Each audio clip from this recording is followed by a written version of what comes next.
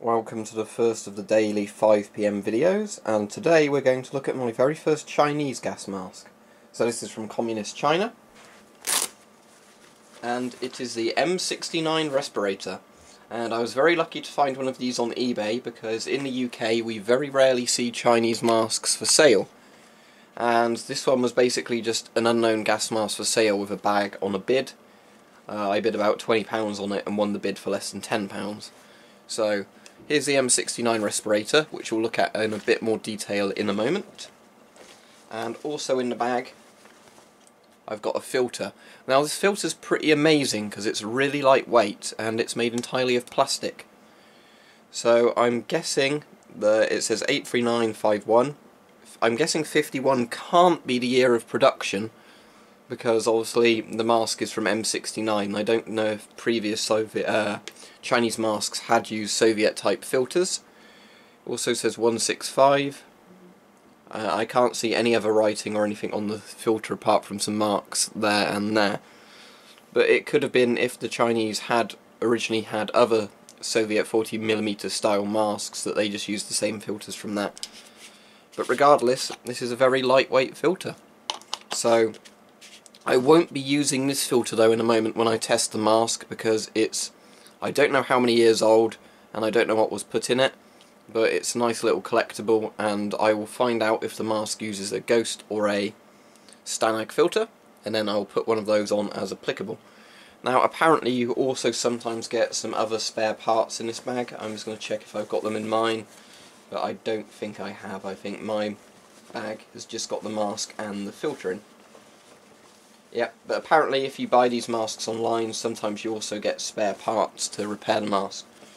So, if you look at this mask and you're into collecting gas masks, it might remind you of something. And that is the Soviet PMG. So what I'm going to do now is get the PMG and this mask next to each other, and we can do a side-by-side comparison of them. So here are the two masks. Now they're not identical, but what the Chinese have done is they've basically been looking at Soviet masks and saying, how can we copy and improve on and probably cut costs down from making these masks. So if you look at the face piece of both the masks, although the eyes are different, the face piece is very similar.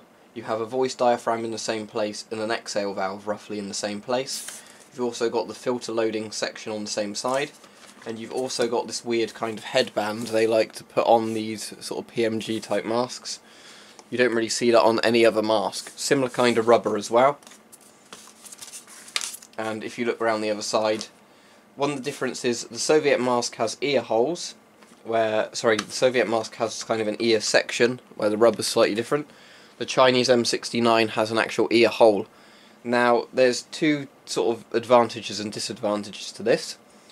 With the Chinese mask, what this will mean is your ears are exposed so you can hear better, but if there's a chemical attack, your ears are a vulnerable weak spot.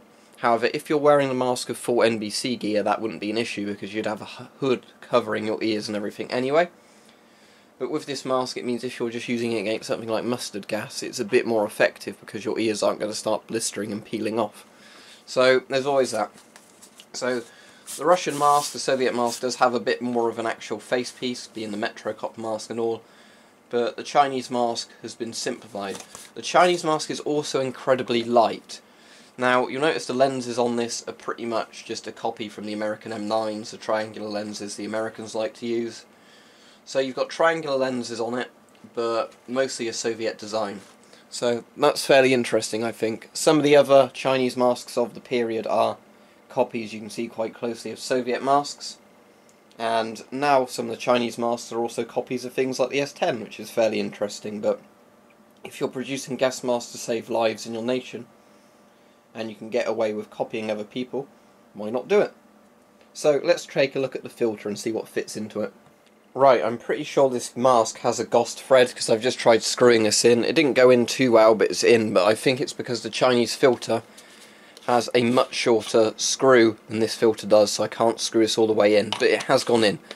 Now what will be interesting, because this little filter is so much lighter than the metal ones, is whether or not that will impact the mask pulling it to one side.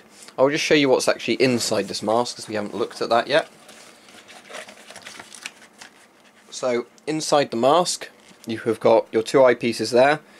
And you actually have a Tissot system on this mask, which is quite advanced. The filter goes in there, obviously, air comes up here, and there must be a pipe that links around the back to make air come out there. Then you've got your voice diaphragm there made of rubber, so it's just like a rubber layer. And then you've got your exhale valve there. You'll probably notice that all the parts do look very similar to how they're used on the actual Soviet masks, and obviously the Chinese did copy that system quite thoroughly. As you'll notice there, the exhale valve is actually very similar to a GP5 style exhale valve flap, sort of M41, all those sort of things. So anyway, let's get on to testing the mask. Right, I have no idea how well this mask will fit me, but we're going to try it. So I'll put my head in and then pull the straps over. Actually, I might have to stretch it this way.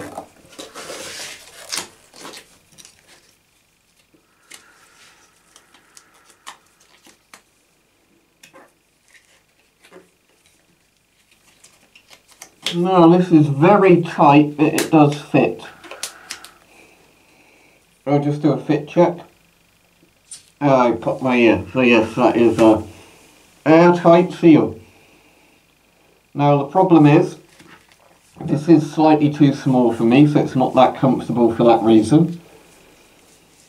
The other reason being that this canister is heavier than the Chinese canister, so it pulls the mask to one side a bit.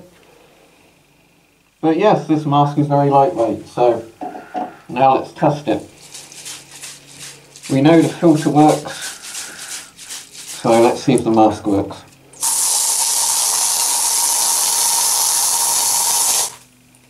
Right, that should be enough air freshener. So far I can't smell anything. Yep, I think we have a working mask, but anyway we will time it a couple of minutes, or probably more while I talk about it. So this mask came about at the time of the Soviet-Sino split, or Sino-Soviet split, where Communist China and the Soviet Union had sort of a bit of an actual conflict, but mostly an ideological conflict between the two types of communism. And this is obviously a much more modernised Chinese mask. Before this, China had sort of an MM1 copy of the Russian tank crewman's mask, which I think was just issued to pretty much everybody, and a big cheek filter mask, which I don't have, but apparently it's not a very good mask. So the M69 was apparently designed in 1968, entered service in 1969, and it was designed to be quite a modern mask for the time, and it certainly is. It's very lightweight. As I said, the filter that comes with this mask is super lightweight. You've got a good vision range with the triangular lenses, like in most masks, so the only thing that's blocking my view is the big filter visible there. And you've got your voice diaphragm here, so when I watch the video, when I amplify it for the viewers, I will find out how good the voice diaphragm is. And you've got your little exhale valves there. You've got the 2 tiers of straps as well. But yeah, this mask actually seems very well designed. It's obviously taken inspiration from the Soviet PMG, but they made it a bit lighter weight. Now, obviously, as I said, this isn't a brilliant fit for me, or it does make a good seal, because it's obviously a small size, and it's probably designed for somebody with an Asian sort of features, Chinese facial structure and features, so when you put it on a sort of Anglo type face, it's not a brilliant sort of fit for the face, but it does work and it's protecting me from the gas, so there is that. And yet, airtight seal. So this mask is actually incredibly well made. I don't know what China's kind of resources were at this point in the Cold War for designing gas masks and making them, but they've certainly succeeded with a mask that's actually very functional. I can't smell anything. The mask works fine. The mask is lightweight. The mask has a lot of plastic for the period. Plastic exhale valve and, voice diaphragm component, plastic filter intake, and good vision range. There's metal obviously here. I'm assuming that's metal. But yeah, overall a very good mask, and if I see more for sale, I will definitely be getting more Chinese masks off of Amazon or eBay or wherever they turn up. But unfortunately, I never really see them in the UK for sale. But Here we go. The M69 Chinese gas mask. Apparently it was in service for a very long time. It might still be in service with a reservist somewhere.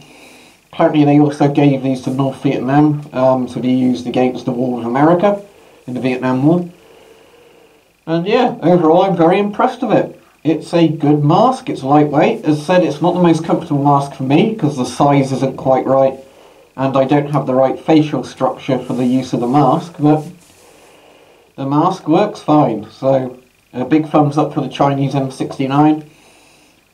It's a very good functioning gas mask, so thumbs up for it.